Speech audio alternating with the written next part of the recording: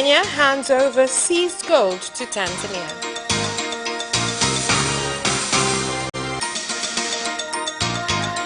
Seven fishermen found alive in Mombasa after their boat capsized in Pemba.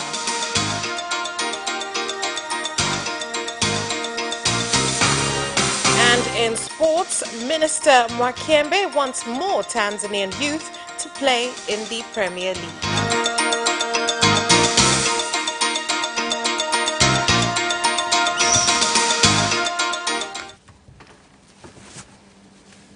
Good evening. This is Capital News at 9:30. My name is Vanessa Victor. Let's get started with the national news. Kenya has returned 35.4 kilograms of gold seized in the country by police to Tanzania. A delegation from Nairobi, led by Foreign Affairs Cabinet Secretary Monica Juma and the Director of Public Prosecutions Nurdin Haji, handed over the consignment to President Dr. John Magufuli at State House in Dar es Salaam. The gold was tested in public to prove that it was actual gold at an occasion that saw President Magufuli call in live President Uhuru Kenyatta of Kenya to thank him for handing over the gold. Habari yako ndugu yangu? Nzuri bana, mzigo umeshafika hapa. Nimeingia kwa mkutano kidogo nikawacha simu kando. Aha, basi mimi nakushukuru sana Mheshimiwa Rais. Asante. Dada yangu Monica ameshashusha mzigo hapa wote. Ameushusha? Mzigo wote nimeuangalia hapa na ninaiona ni vyenyewe kabisa. Asante.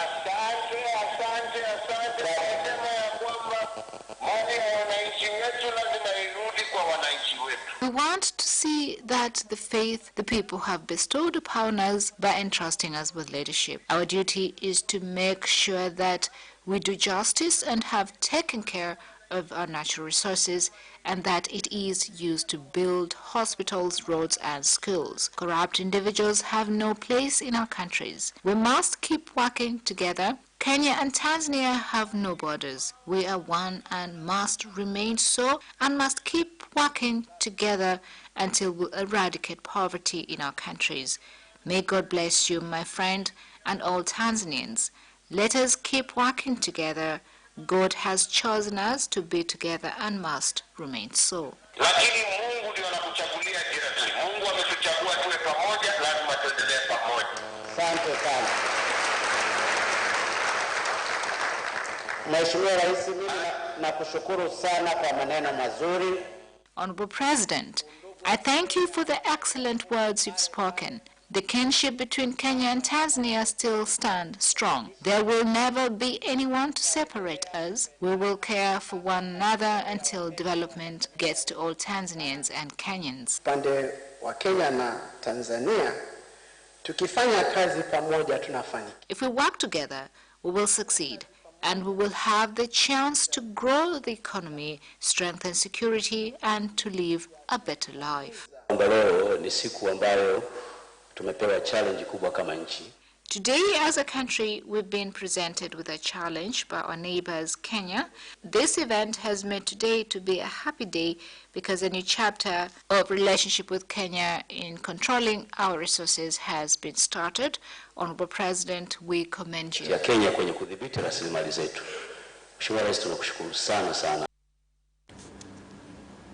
8 fishermen who were lost at sea in Michiweni district, Zanzibar, after their boat capsized have been found in Mombasa, Kenya.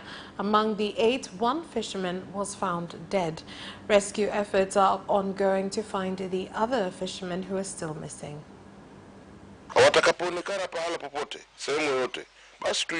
would like to say that whenever more of them are seen in various places, that we would like to be informed. Therefore, our call to our fellow islanders is that wherever and whenever more of them are found, that we would like to be told. I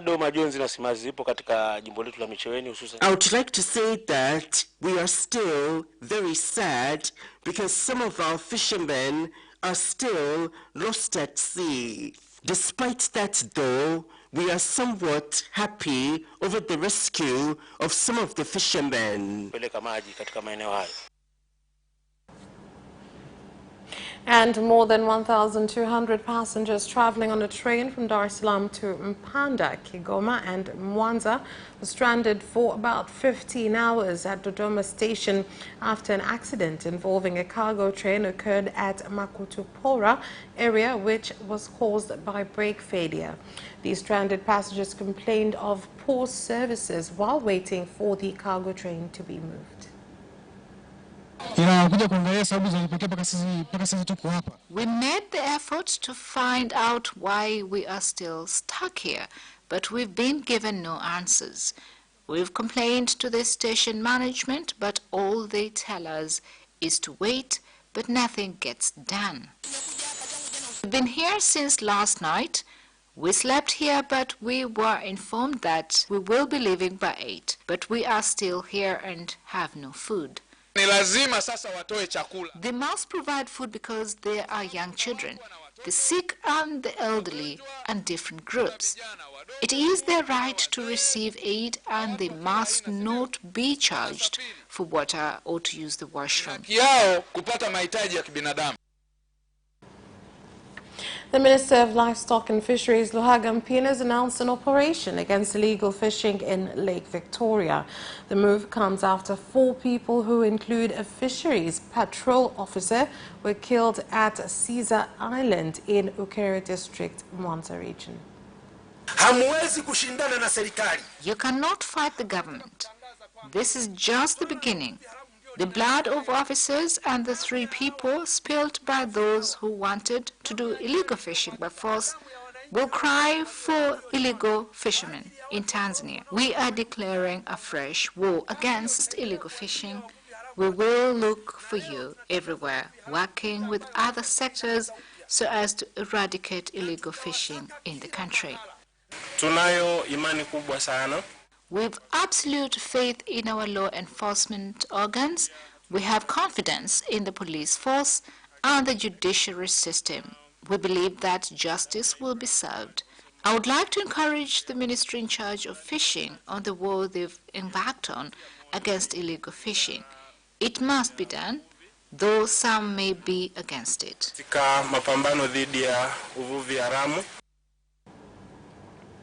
Transport infrastructure stakeholders have said that Tanzania should take advantage on the position of chairmanship of the Southern African Development Community (SADC) to improve on rail and road infrastructure in order to grow trade within the member countries. They made the remarks during a transport sector conference held in Dar es Salaam. Naweza kusema tuko tayari. We are ready. As the chair, you must be ready to show readiness to carry the responsibilities. Tanzania is ready and can help our neighbors in transportation. There will be no complaints. Lazima kuangalia mfumo sasa wa uendeshaji. We must evaluate the coordination system between countries. For instance, the railway has its own system, the ports and other sectors, which causes delays in movement of goods. We must speed up processes to help grow the economy. Wow. Watu wa barabara. Employees of East Africa Radio and Television have distributed sanitary pads to Turiani Primary School in Magomeni area, Dar es Salaam, as part of their campaign called Namthamani. The spokesperson of the campaign committee, Deogratius Kitama, said that they have handed over 200 packets of sanitary pads after receiving a request from the school.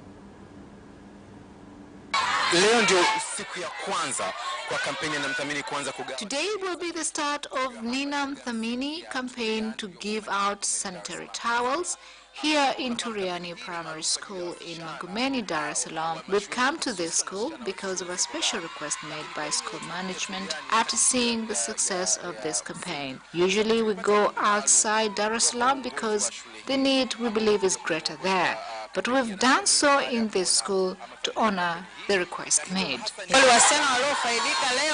At least 150 female students have benefited today. We are very grateful.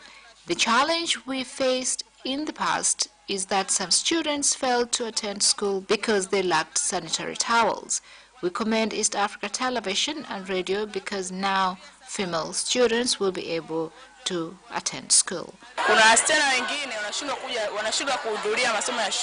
Some female students missed class in the past because they had no sanitary towels.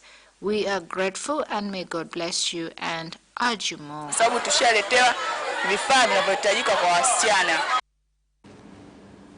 And that's all for national news. International news is next.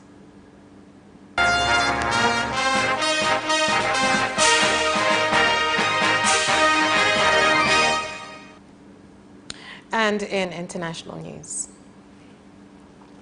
President Uhuru Kenyatta of Kenya has named Labour Cabinet Secretary Ukur Yatani replacement to Henry Rotich in acting role at Treasury, and appointed Dr. Julius Monzimwe as the Principal Secretary to replace Kamau Thugai at the Ministry. Also named in the Ministry reshuffle is Torome Saitoti, the Principal Secretary of Planning, and Major General RTD Gordon Kihalangwa as the Principal Secretary of Defense. The changes come after former Minister of Finance Henry Rotich and his Principal Secretary Kamau Thugai arrested on corruption charges. President Uhuru Kenyatta has done well by replacing the Finance Minister.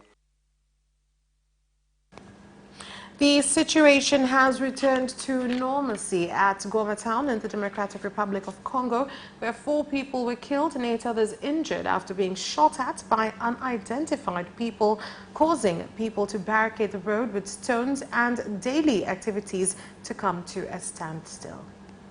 Leo tunaandamana kwani wameua population. I had already started cooking and had already placed my meat there, and that is when we heard the gunfire. I saw them running by, and I lay on the floor so that they would not be able to shoot me. The ones who were killing us were wearing police uniforms and army fatigues. Opposition politician, popularly known as Bobby Wine, has unveiled his campaign team for the 2021 general election. The election team was launched at the politician's house after all hotels in Kampala rejected his request to host the event at their premises. There's been a lot of talk on several streets, social media and otherwise. Who is People Power going to back? People Power is going to be running. And we have our incoming president. He's here with us. So earlier this week, a cruise ship had to rescue a boat full of migrants when they got into trouble near Greece. Although this group was saved, many others who make the dangerous crossing are not, as the European Union still struggles to find a political solution to migrants. For more on this situation, from migrants to cruisers on the Mediterranean, we're joined by William Glucroft, our Deutsche Welle correspondent in Berlin. Hello, William. Hi there. So tell us more about the circumstances surrounding this rescue. What happened exactly? It was a very dramatic moment recently on the Mediterranean, one of many dramatic moments that have been unfolding in the last several weeks and really for the last several years as migrants continue to try to make their crossing, a deadly crossing across the Mediterranean to a better life in the European Union. This one happened about 70 kilometers off the western Greek coast in the central Mediterranean. A migrant boat there was found to be in distress, and there was also in the area a luxury cruise called the Marella Discovery. This is one of the largest ships owned by TUI, which is one of the world's largest tour operators. This cruise responded to the distress call and sent out rescue boats to rescue the migrants. There are 111 people on this migrant board, on board this migrant boat. About 33 of them were children. Now, the cruise ship went out with their rescue boats through a line of them, according to some Instagram video that was posted by people, tourists on the boat, and they were brought to shore to a Greek port. where Greek authorities have so far not said much about who they were, where they were coming from, or where they're going to, but they have said that 2 people were identified as the operators of this migrant boat, and they have been under arrest. So what is the latest on these migrant crossings, and what has been the EU's response to this? Migrant crossings are way down from their peak of about 1 million people in 2015, but there are still about less than 150,000 people who crossed still just last year. It's still a very deadly crossing, still a lot of people from northern Africa coming from parts more in the southern part of Africa trying to cross into the European Union for a number of reasons. And the UN estimates that as many as 6 migrants every day die on this deadly crossing, 426 in 2019 alone. That problem is made worse by the fact that the EU has stopped state-sponsored, state-run rescues of the migrants, leaving just NGOs and private organizations to try to do this humanitarian work. And their work is being hindered by many of the anti-migrant governments in the European Union, first and foremost Italy, which is run by an anti-migrant populist government, and is also the place that most of these migrants are first coming to when they enter European waters. So the European Union is struggling to find an agreement that will satisfy everyone's needs and everyone's wishes in the European Union. The French and Germans have a few people on board with their plan to better absorb and receive and distribute migrants that come to the European Union, but Italy and the Eastern European states are still very much against this. And as long as this political crisis remains open, something the Doctors Without Borders calls criminal on the European Union's part, we will keep seeing this dangerous situation in the Mediterranean Sea for migrants. So, William, for our viewers, give us the contrast between a luxury cruise and a migrant boat, both on the Mediterranean. This can't go unnoticed. It's a huge and stark, striking contrast. This is really a tale of 2 seas, you can say, on the Mediterranean. One, the Mediterranean Sea, a place of desperation for migrants trying to flee war or poverty, make a better life for themselves, coming to the European shores. And the other Mediterranean Sea, a place of relaxation, of tourism, of luxury travel for many comparatively wealthier northern and western Europeans. And all of this cruise tourism traffic, which is booming in the tens of millions and keeps growing, has a huge burden all around the world on the climate. For example, there's a report that says just 1 day of sailing these ships, all the cruise ships, their emissions are equal to 1 million cars, the emissions of 1 million cars. And locally at the cities that these ships dock in to let their tourists out to visit these cities is overwhelming the resources and the infrastructure of these cities, causing a lot of pollution and damage and leaving waste and trash behind. Many cities, especially in Europe, have limited the number of cruise ships that they're allowing at their ports, some even saying they want to ban them. The environmental groups will say that cruise industry is extremely dirty, extremely harmful to the environment. Of course, the cruise industry disputes this. They say they are working hard and they're quite aware of their environmental impact. TUI, to just take one example, TUI being the operator of this cruise ship that saved the migrants just a few days ago, they say they've cut their carbon emissions on their ships by 12% per passenger in the last year, that they use scrubbers to clean their fuel emissions, and that they're building more efficient ships and more focused on reducing waste that's left behind in many of the cities and countries that they visit. But environmental groups say that's just not enough, and that the millions of tourists who use cruise ships as a way to relax and go on vacation, they need to think harder about their vacation's impact on the larger environment around them, and societies in the cities and the countries that they visit, many of which are far poorer and less good condition than the places they come from. Thank you very much, William. We continue to hope that an all-rounded solution is found for this problem. And that special report ends our international news. We'll be back with business news after this break. Watch Business Edition as we talk to business leaders and experts in sectors that are transforming Tanzania's economy. To be rich, I have to be a business person. It's not an easy road at all. People need to understand. You must quickly think how cost effective are you going to be. Business acts as a way in which it can bridge that gap. Business Edition will keep you informed on latest developments in the financial sector, extractive industry, tourism, agriculture, energy, construction, and so much more. Meet entrepreneurs who create employment opportunities. Watch Business Edition on Friday at 8:15 p.m.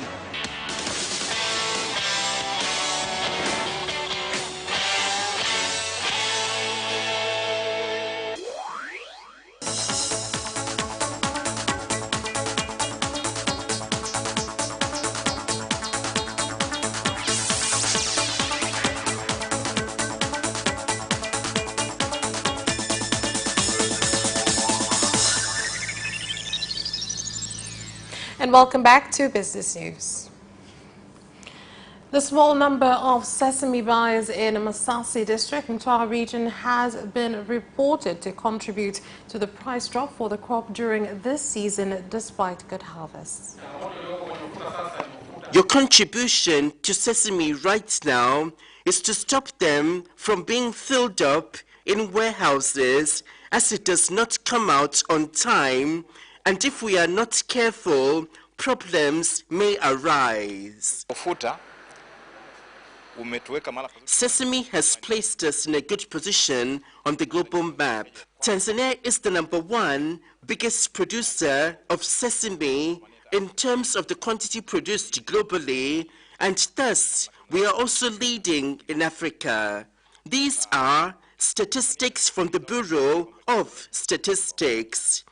We are thus advising farmers to plant this crop as it is the second biggest income generator in Mtwara and Malindi regions. Tanzania Investment Center TIC has called on Tanzanians to use investment opportunities from the upcoming Southern Africa Development Community Summit to grow their capital and businesses by entering into joint ventures with SADC member countries. Not only in reducing or removing customs duties for each other, but also in making SADC borders to have one type of customs duties, removing all local border taxes, and as such, uniting the market more fully.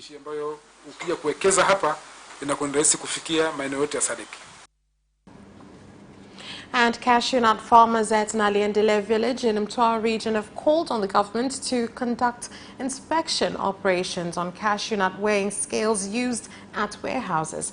The call comes after they expressed concern on measuring equipment used at some warehouses, which they claimed were tampered with, the aim of cheating farmers. Many farmers have no pesticides and are stuck. We have asked for loans but have not received the money yet. It is a big problem, and we are asking the district and regional commissioners to address this matter before our farms are ruined. People should dry their cashew nuts before they are graded. This is because if you bring them to the warehouse before they are dry, it is hot in there and they might wither or spoil. That's the end of Business News. Sports is next.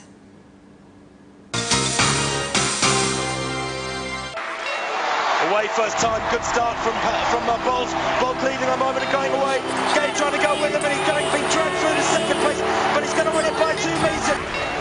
Away first time, good start from Bolt. Bolt leading a moment and going away. Gay trying to go with him and he's being dragged through to second place, but he's going to win it by 2 meters.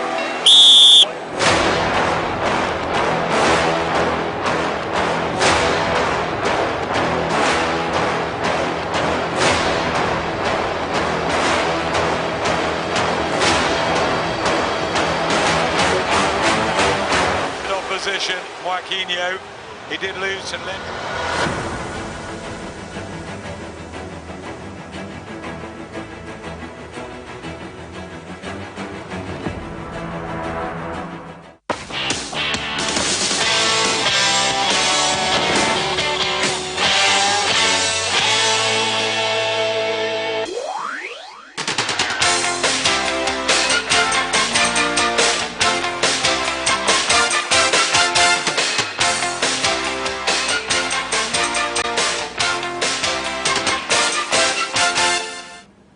And in sports, the Minister for Information, Culture, Arts and Sport, Dr. Harrison Mukembe, has reiterated that the number of foreign players in the Premier League must be reduced in order to give more opportunities to Tanzanian youth within the league. Despite increasing the number of foreign players from 5 to 10 in our teams, the requirements of fees and regulations factors to enter the country will reduce the number of such players entering the country. This has been checked so that not everyone comes, and that is why last year we had 52 foreign players out of 600. Young African Sports Club will play the Sports Pesa Cup champions Kariobangi Sharks from Kenya instead of AS Vita on Mwananchi Day, to be held on the 4th of August this year at the National Stadium in Dar es Salaam. We expect to have a good international match between Young Africans and Kariobangi Sharks, who are from Kenya. I think you know the team very well. It came to Tanzania, we played against them, and they won the Sport Pesa Cup. The team also played Everton recently and won, so it is an interesting team. We saw this as a good test for Yanga. We expect them to arrive on 2nd and play the game on the 4th. Callum Hudson-Odoi is set to sign a new 5-year contract at Chelsea, curtailing Bayern Munich's protracted pursuit of his services, and will join Ruben Loftus-Cheek and Mason Mount in committing his long-time future to the London club. The teenager, who earned his first international caps in Gareth Southgate's senior squad earlier this year, had been keen on a move to the Bundesliga club in January, having grown frustrated at a perceived lack of opportunities under Maurizio Sarri. Chelsea had rejected a formal transfer request and a series of bids from Bayern, but with Hudson-Odoi having subsequently forced his way into the first team more regularly before rupturing his Achilles tendon in April, the club had been anxious to secure him to new terms this summer. The winger had entered the final 12 months of his previous deal, but with Frank Lampard appointed as head coach, Eden Hazard sold, and the transfer ban potentially opening up a passage to regular game time, the 18-year-old was more receptive to remaining at the club, through whose academy he had graduated. Zinedine Zidane praised Gareth Bale for a good performance after he played a pivotal role in Real Madrid's penalty shootout win against Arsenal, but said nothing has changed regarding the Welshman's future. Here are more details.